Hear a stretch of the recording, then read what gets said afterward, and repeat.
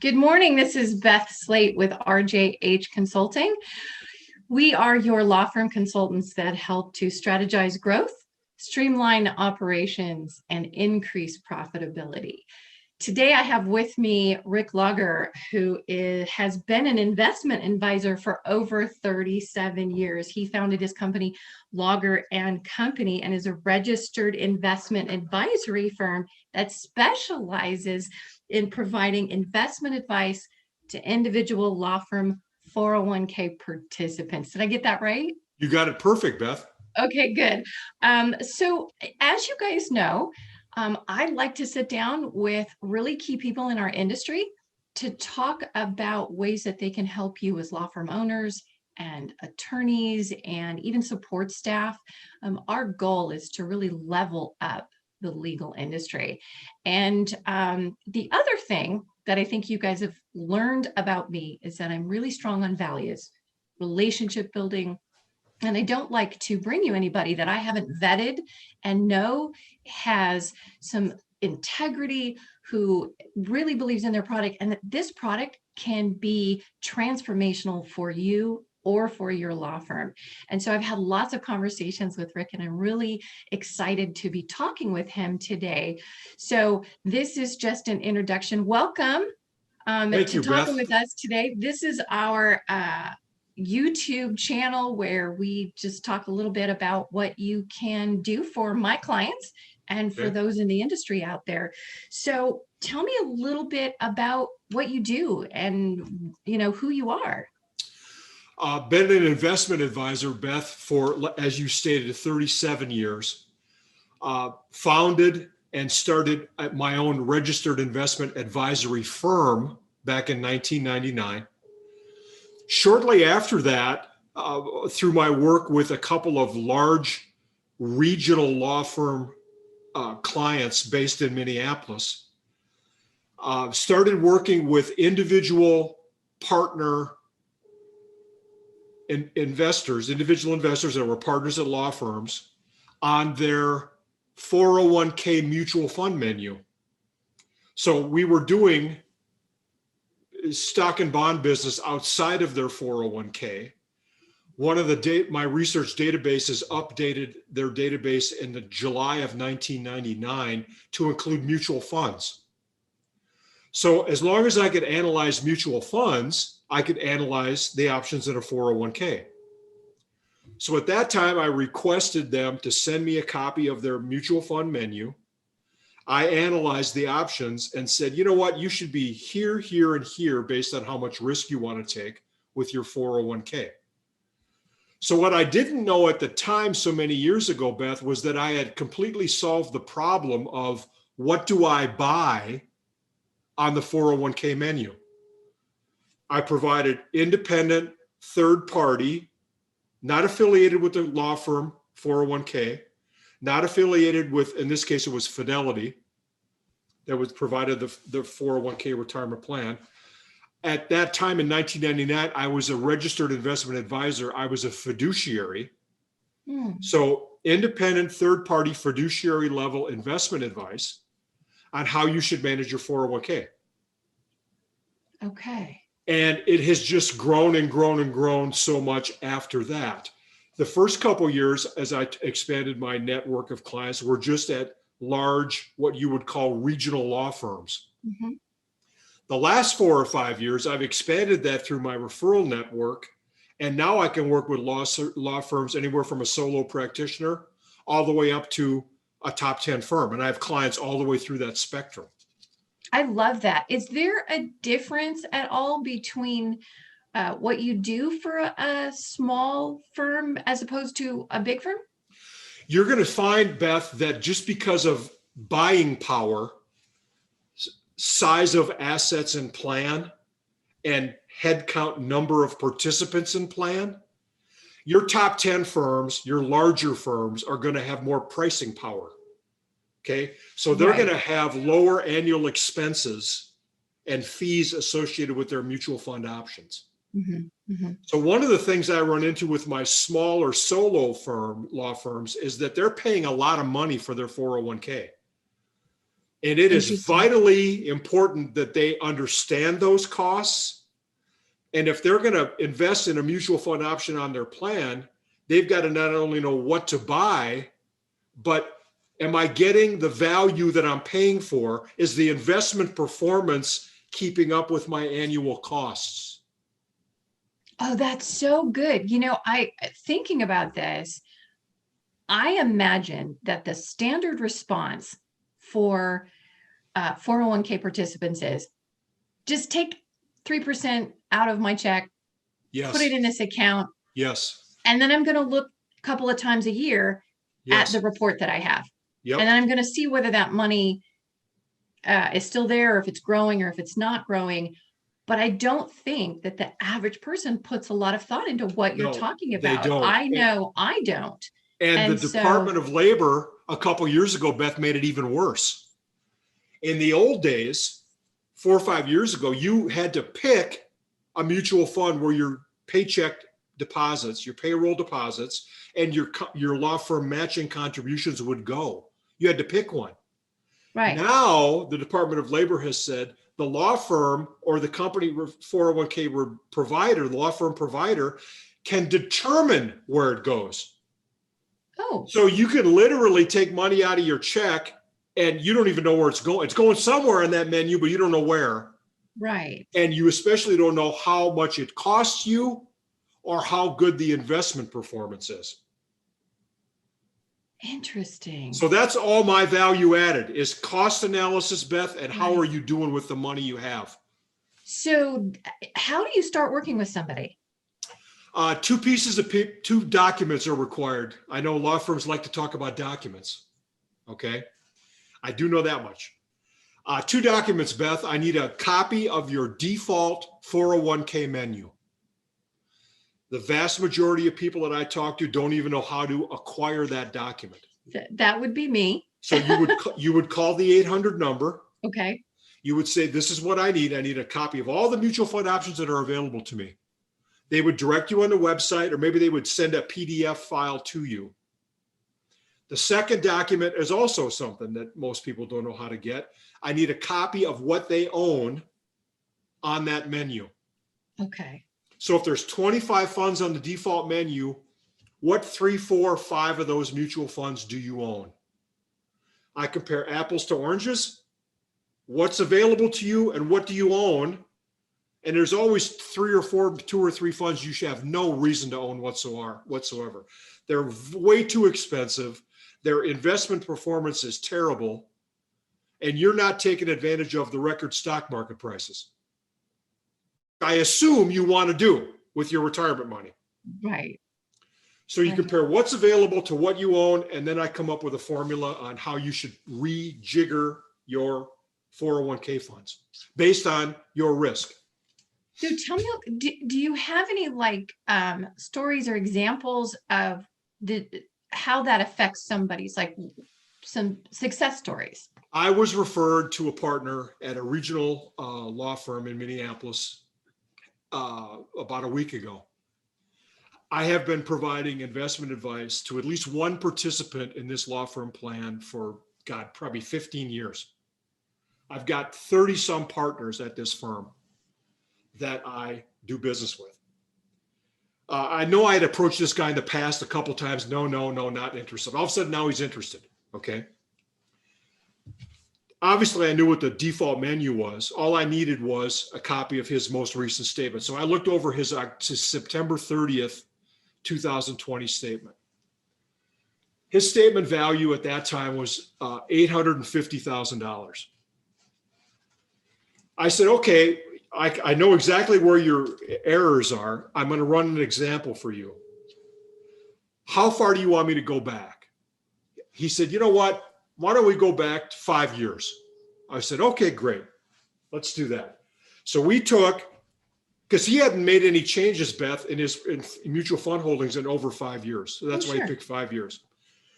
We went back 5 years and we calculated the investment performance based on what he owned versus what he should have owned over that 5-year period. He owned 5 mutual funds. He should have not owned 4 of them. He only had 1. And that gracious. one was only 20% of his account value as of Mhm. September 30th. So I did a calculation what he should have owned versus what he did own at September 30th. The value difference in his account value, Beth, would have been over $240,000 more money. So That's incredible. let me summarize that for you. Okay.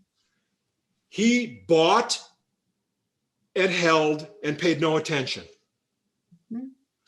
to what he owned. If he'd have done the same thing with me looking over his shoulder, making sure that he was in the best thing to have over those 5 years, he'd have another $240,000 in his 401k as of September 30th. Everything else the same. That's incredible. It is. It's And a lot of money. that's literally just decision making. That's not putting any Yes. more money aside. It's improved decision making, Beth. It's taking the investment management technology that's available today with somebody like myself that has the experience and knowledge of how to apply it to your 401k. That's all it is. The Mhm. technology's there. People just don't get a chance to apply it to their 401k account. Yeah. So, what sets you apart from all of the other people that are out there that they could be using? Most individual investment advisors that you would work with on your personal finances don't get access or can't get access to your 401k account because they are not registered investment advisors and they don't take on the fiduciary liability. So they may tell you that they look at the mutual fund menu a couple times a year, but they don't look at it on a daily basis like I do, and they don't have any fiduciary liability for their recommendations. Maybe even more important than that, Beth, is if I called you today, if I was your regular advisor and you brought up in the conversation your 401k, could you look it over for me, Rick? Because I don't know what I'm doing. I have no idea. I might tell you I would do that only to maintain the rest of our relationship. I wouldn't have the courage to charge you an investment advisory fee because I don't want to take the fiduciary responsibility of looking over your 401k account. Well, how many of your law firm clients, Beth, do any amount of work that they don't get paid for? The answer is not very much. So if you're not paying me, if I'm just looking over your 401k just to be a nice person and maintain our outside relationship, I don't have any liability for the investment performance or the annual cost. There's a universal value that comes up for me when you talk about that. And that is that with a right comes a responsibility. Yes. And when we try to separate those is when we get into trouble. Sort of Right. the Wild West, and maybe you can do something, maybe you don't. Mhm. The bottom line is what I'm hearing you say is that your privilege and your right of working with these numbers and these accounts comes with the responsibility. Yes, it does. Absolutely. And so you are invested. And I think in a time when we are sold to and promised, and we're really tired of that. Yes. We want somebody to be in relationship with us that has a Yes. vested interest Mhm. in our success. Yes. And it's not just if you make money, I make money. It's literally an investment in the process, an investment in the result, and you're partnering, you're in relationship. And I Yes. think that relationship piece is where the trust comes in, because Mhm. for me, if I'm going to go work with somebody in an investment advisement, I want to know that I can trust them, Mhm. Right. that they have that responsibility along with me to take care of me. That's why your explanation, Beth, is so much why I look forward to our interview and the potential to work with some of your audience or present this idea to some of your audience, because you don't have to tell a legal professional twice that you're a fiduciary. Right? They understand that. Yep. It's fee for service. You're not getting paid on some hot stock idea. You're getting paid on the value you add to the relationship. And more important, which is what you just said, I am personally liable for any investment advice I provide. Personally.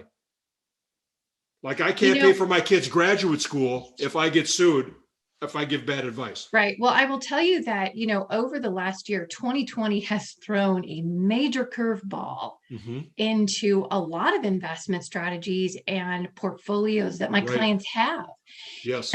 I have clients in California that had a retirement plan. They've been set back a bit and they're having to reevaluate, okay, how does this affect things for me? And I think, again, given the volatile political and economic upheaval that we're going through right now, I don't think we can have enough people who are watching our back for us. That's right. Yep. Right? The specialists who are like, turn here, go straight, move this direction. Right. So, for all of my clients that are out there and are watching this, and for any of you in the legal industry that happen across this interview, you have a lot on your mind right now. And I get that. We are trying to keep our businesses afloat during a time when we're not sure, if the courts are even going to be operating. That was something that we saw this year. You only have so many coins to spend or so many energy points in a day. Working through processes like work from home or, changes in how do I work with my employees or my clients in this economy right now, you really want to have somebody that has your back, somebody that is being that person to watch over. So you can say, okay, you've got this. I'm going to go work on this other area of my law firm so that you're not spinning as many plates, because the more that you try to do that, the more you're going to find failure and mistakes. Exactly. So, when Ric and I met a few months ago and we started talking about this, I can't think of a time when this could be more important for you to take a look at and get solid. Yeah. So we're going to, as we record this, Beth, the third week in January, if not this last week, certainly next week, vast majority of your clients are going to get their December 31st, 2020 401k statement. And it's most likely going to be the largest amount they've ever seen in their 401k. Because we had a stock market run at the end of December and interest rates were pretty much at all-time lows. Right. So you had the best of both worlds. So now, it's not important now so much, Beth, to know what to buy. It's more important to know when to sell or to have some kind of a principal preservation plan if this whole thing starts going down the drain. I love that. And I will tell you that I want to follow up this conversation with you with, some sort of just a teaching webinar that we can do that gives them some more information and it explains what they need to be looking for. We'll talk about that. And so for those of you that are watching this, again, it is January 15th, 2021, and we're going to be setting up some additional teaching moments that will help you guys move into 2021 with confidence, knowing that your plans for your future are solid. Again, I give out my recommendations very sparingly. If any of you watch the Great British Baking Show, I'm like, if you get a handshake from Paul Hollywood, that's a big deal. So I am saying that I would encourage you to reach out and get in touch with Ric Lager of Lager Investment. And so, Ric, how do they get in touch with you? They could give me a call, Beth, and just reference this interview with you. My direct dial phone number is 763-377-2006. Maybe the best thing to do would be to send me an email. Okay. And my personal email is Lager and Co. So it's LAGERANDCO @Comcast.net. And again, reference this webinar.